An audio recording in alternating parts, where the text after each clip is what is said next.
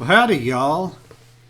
This little video is how to build a gate latch for your fence or shed or whatever.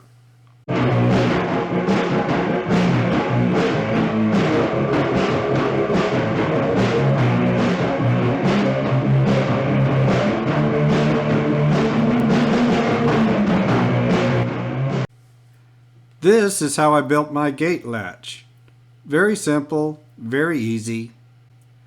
I started by installing a lag into the edge of the door. I used a wafer head lag here, so if I walk by and the door is open, I don't impale myself. I used a piece of flat metal. I figured the length I would need to stick out long enough to have an adequate slope for the bar to rise up easily to automatically engage when the door is closed.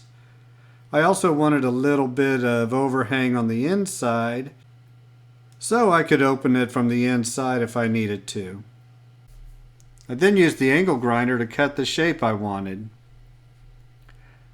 I tapered the inside piece for little aesthetics and to keep as much weight as possible on the outside balance point. I cut the notch that will catch the bolt. I then drilled a hole in the metal for the screw that will be the pivot.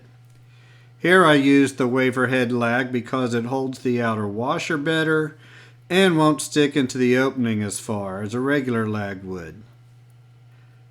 I placed a washer on the lag, the latch piece, then another washer, and lagged it to the jamb, enough to keep it snug but still be able to move freely. I did a test fit on the door and it hit the latch. So I used my oscillating tool and made a notch into the door. The next test run was good. I installed a construction screw to be a stopper to hold the latch at the right height. Then I took the latch off, painted it, then reinstalled it, and there you go. Thanks for watching.